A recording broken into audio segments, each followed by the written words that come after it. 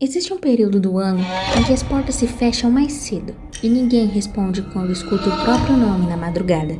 Durante 40 dias, o interior silencia, as ruas esvaziam e antigas crenças voltam a ser levadas a sério. Hoje, nos Mistérios da Tumba, você vai descobrir por que, durante 40 dias do ano, há quem evita sair de casa depois da meia-noite. Você vai entender de onde nasceu a crença de que, na quaresma, o céu se cala e algo antigo caminha livre.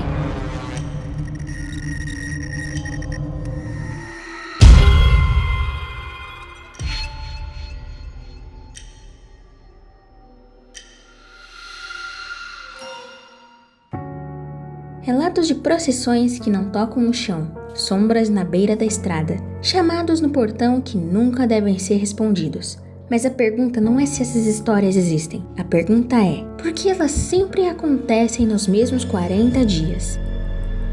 No interior do Brasil, há uma frase que atravessa gerações em sussurro. Na quaresma, o diabo anda solto. Não é metáfora, não é exagero religioso, é aviso. Avós contam que, nesses 40 dias, as portas do inferno se entreabrem, não completamente, mas o suficiente. O suficiente para que tentações aumentem, para que brigas aconteçam sem motivo, para que acidentes pareçam provocados. Há quem diga que ele não aparece com chifres. Ele aparece como oportunidade, como impulso, como pensamentos que surgem do nada. E não é só sobre o diabo. Em algumas religiões, acreditam que almas penadas ganham permissão para vagar. Espíritos que ainda não aceitaram a morte, sombras que não encontraram descanso. Por isso, durante a quaresma, evita-se varrer a casa depois da meia-noite. Evita-se assobiar no escuro e também se evita chamar alguém pelo nome na rua, porque, segundo a crença, nem sempre é a pessoa certa que responde. Há relatos de gente que ouviu passos no quintal, de pessoas batendo 3 vezes, de alguém chamando baixinho: "Vem aqui!" E quando se olha pelo olho mágico, não há ninguém. Mas a sensação de estar sendo observado permanece. Durante a quaresma, o silêncio muda. No interior, as ruas esvaziam mais cedo.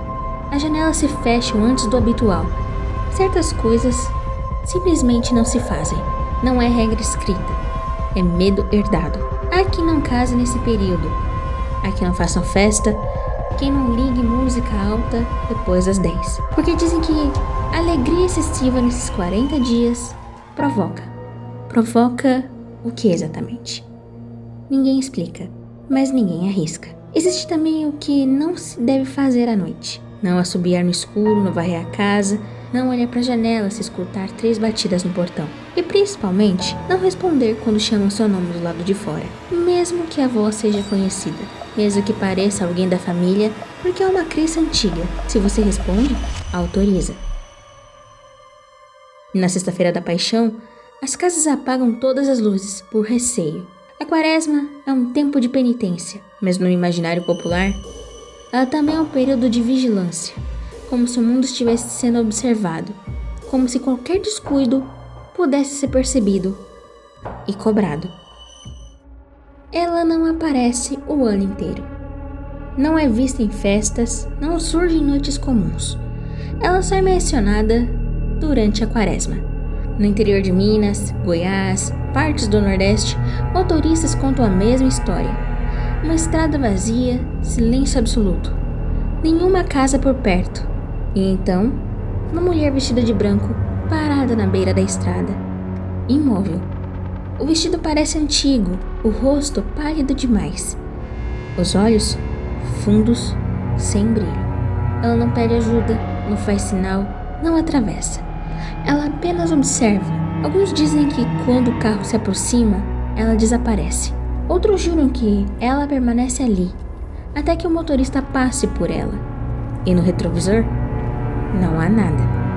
Mas o mais perturbador não é o encontro, é o que acontece depois. Acidentes inexplicáveis, doenças repentinas, brigas violentas dentro de casa, como se algo tivesse sido marcado. Há quem acredite que ela seja uma alma penitente, condenada a vagar durante os 40 dias. Outros dizem que não, que ela não é vítima, é aviso. Em algumas versões, se você parar o carro e perguntar o que ela quer, Ela responde com uma única frase: "Você me viu?" E na quaresma, isso nunca é um bom sinal. Acordar no meio da madrugada já é desconfortável, mas acordar com o som de uma procissão passando na rua é outra coisa. Velas acesas, passos sincronizados, um canto baixo, quase sussurrado. No interior do Brasil, há relatos que surgem sempre no mesmo período, durante a quaresma. Pessoas acordam entre as 2 e 3 da manhã, com um som de rezas do lado de fora. Quando se aproximam da janela, vem uma fila, homens, mulheres, algumas parecem crianças, todos vestidos de branco, cabeças baixas, velas na mão, mas há algo errado. Eles não fazem barulho ao pisar, os pés não tocam o chão, e as velas iluminam apenas o próprio rosto, nada ao redor. Há uma regra antiga: nunca abra a porta, nunca chame por eles, e jamais entre na procissão, porque dizem que, se você for visto, se algum deles levantar a cabeça e olhar diretamente para você, seu nome passa a fazer parte da próxima caminhada. Alguns juram que reconheceram rostos, vizinhos já falecidos, parentes enterrados há anos. Outros afirmam que no meio da fila havia alguém vivo, alguém que morreu dias depois.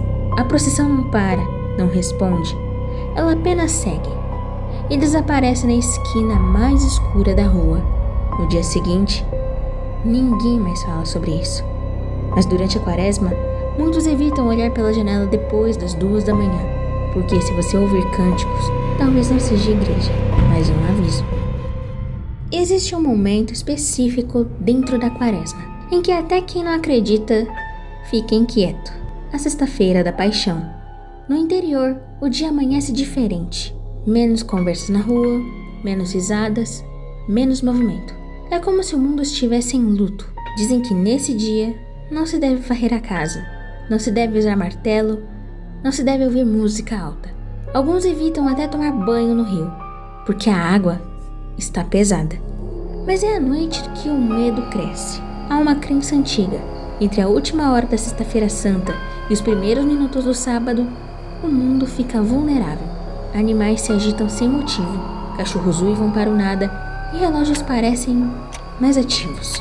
E quem está acordado sente o ar mais denso, o silêncio mais profundo, como se algo estivesse observando.